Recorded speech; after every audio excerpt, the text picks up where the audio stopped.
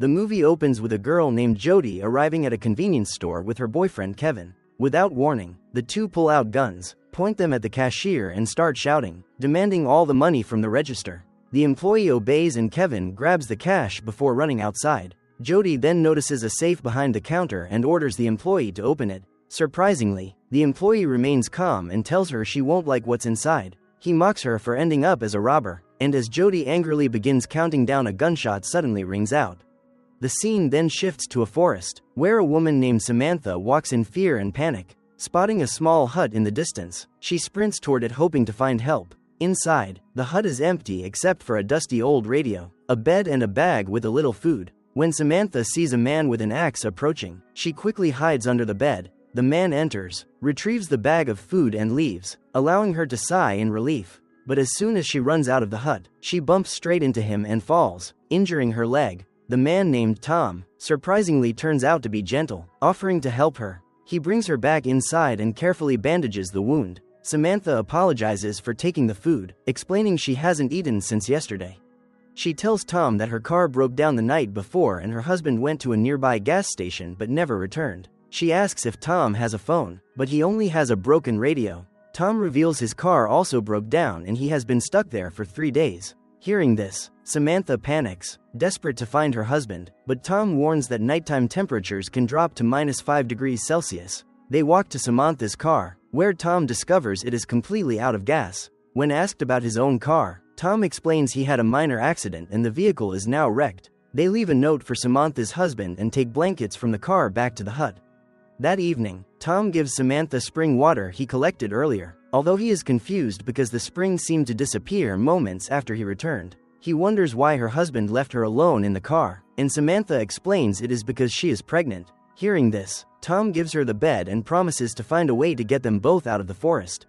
Later, Samantha experiences a nightmare. She wakes up in pain and calls out, but Tom is nowhere to be seen. Stepping outside, she finds an unconscious blonde woman lying on the ground. She drags her inside, while Tom siphons gas from his wrecked car to refill Samantha's. The woman soon wakes up and reveals herself to be Jody from the opening scene. Confused and panicked, she demands to know where Kevin is. Samantha has no idea who he is, causing Jody to storm out angrily. Moments later, gunshots echo through the forest, startling Tom so badly that he spills the gasoline. Another shot follows, and Tom calls out for the person but receives no reply. Meanwhile, Jody returns to the hut, irritated by the lack of a phone or even a toilet. She assumes this is Samantha's home and calls her a hermit, but Samantha explains she is also stranded after running out of gas. Tom soon returns and is surprised to see a new arrival. Jody introduces herself and claims she argued with her boyfriend and was left on the road. Tom allows her to stay but reminds her she must help out starting tomorrow. Jody agrees. That night, Jody suffers a nightmare in which she is tied down and injected with drugs. The next day, she and Samantha begin talking more openly, trying to get to know each other, but their conversation quickly turns into an argument as they disagree about where they actually are. Meanwhile, Tom walks deep into the forest, marking trees to measure distance. Horrifically, despite walking straight, he ends up back at the hut. He encounters Jody, who insists Samantha is delusional. Shocked, Tom rushes to find Samantha. When the three sit down together, they argue fiercely about their location. The situation worsens when Tom suddenly claims they are in Dakota, confusing everyone even more since each of them firmly believes in their own memories and sense of direction. Sensing something unnatural about the place, Tom asks if they are sure of where they are. He warns that time is running out, and if they don't leave soon they'll run out of water and food. He suggests that they walk far together the next morning and both women reluctantly agree. That night, Tom has another nightmare, this time involving a gun. The next morning, the three leave the hut early and begin walking through the forest. Along the way, Samantha and Jody talk. Jody reveals she never met her mother. She died the day Jody was born, so Jody was raised by her grandparents. Moments later, Jody trips and falls, and a wad of cash drops from her pocket. Tom is stunned and asks where she got that much money, but Jody casually replies that she earned it working with her boyfriend. While continuing their walk, Samantha notices a mysterious hatch in the ground. Tom breaks the lock with his axe, and when the three enter they are shocked to find a military bunker. Inside are canned foods, old wine and a map. Samantha realizes everything is written in German and suspects they might be in Poland. When Jody asks how she knows that, Samantha explains her father was German and although he died in the war, Her mother taught her the language. Jody is stunned by the coincidence and reveals her father also died in the war. After gathering supplies, they leave the bunker, only to discover that after walking straight for a short time, they end up back at the same hut, even though they are certain they had moved far away. That evening during dinner, Tom admits that if he disappeared, no one would notice. He reveals his mother was executed and he grew up in an orphanage in Dakota. After he leaves the table, Samantha asks to look at Jody's money. She has never seen such a large amount. Jody takes it out and confesses that she and her boyfriend often rob gas stations and supermarkets. Samantha is shocked, but Jody defends herself, saying she grew up with nothing and had to survive however she could. As Samantha inspects the bills more closely, she realizes something is wrong. The money is printed with the year 1984, what she believes is the future. This horrifies Jody. When she asks Samantha what year she thinks it is, Samantha confidently says 1962. Jody then shows her jacket tag, leaving Samantha stunned. Tom returns, and when they ask him, he insists the year is 2011. The two women reveal their respective timelines, but Tom assumes they are joking. Suddenly, a gunshot blasts outside the door, terrifying all three. Tom looks out and sees a man with a rifle. They step outside to ask for help, but the man points the gun at them and speaks German. Tom quickly drops the axe. Samantha tries explaining that they mean no harm, but the man immediately knocks Tom unconscious.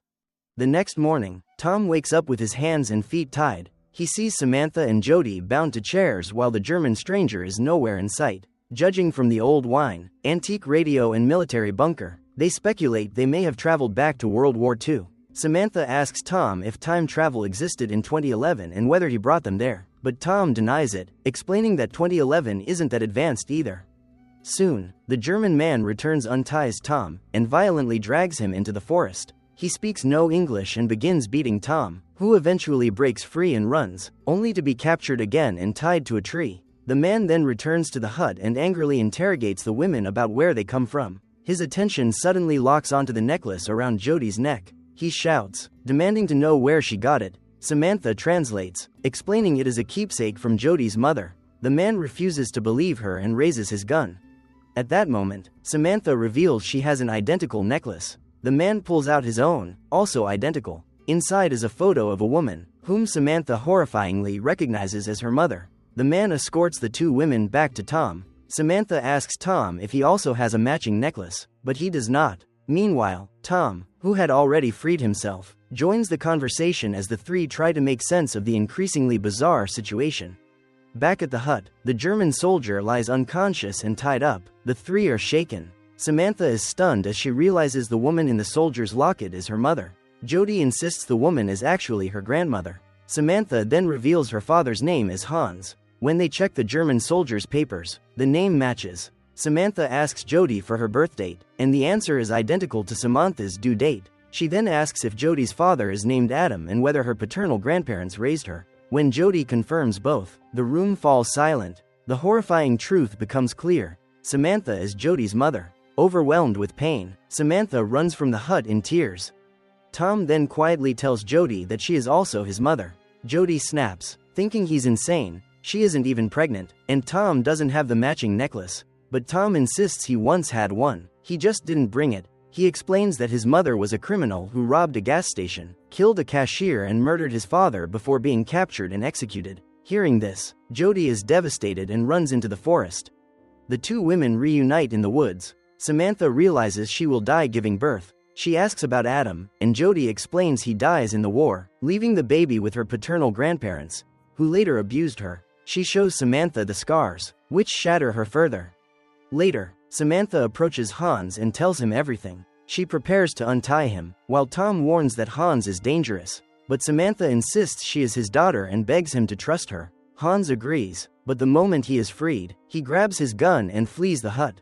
Suddenly, Samantha remembers her nightmare. She tells Tom and Jody she saw herself going into labor alone while Adam was at war, and the ambulance never made it in time. Tom then shares his own nightmare.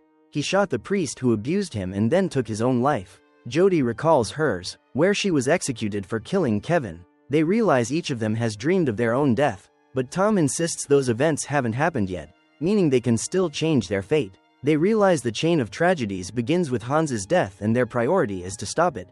They head to the bunker to study the map. Samantha reveals her father died in an airstrike in Poland. exactly where they are. And today is the day he dies. Tom proposes a theory. If Hans survives, Samantha's mother will never remarry. She will be able to take Samantha to the hospital during childbirth, meaning Samantha will live. Jody will grow up safe instead of becoming a criminal. And Tom himself will grow up with his real mother. The group decides they must bring Hans to the bunker before the airstrike hits. When they return, Hans has made radio contact. They try warning him about the bombing, but he refuses to listen and runs outside to complete his mission. Tom tries to stop him, leading to a violent fight. In the chaos, Jody is gravely injured. Hans escapes again, leaving Samantha and Tom desperately trying to save her. Tom panics. If Jody dies, he will never exist. He runs after Hans while Samantha stays behind, fighting to keep her daughter alive. After a long chase, Tom confronts Hans again, but Hans attacks. They struggle fiercely until Hans runs off in the opposite direction, yet Tom realizes something terrifying. No matter where they go, they always return to the hut. Sure enough, they end up back there, where Jody is dying. Hans fires at Tom, but at that exact moment Tom begins to fade. He vanishes completely as Jody takes her final breath. Her death erases him from existence.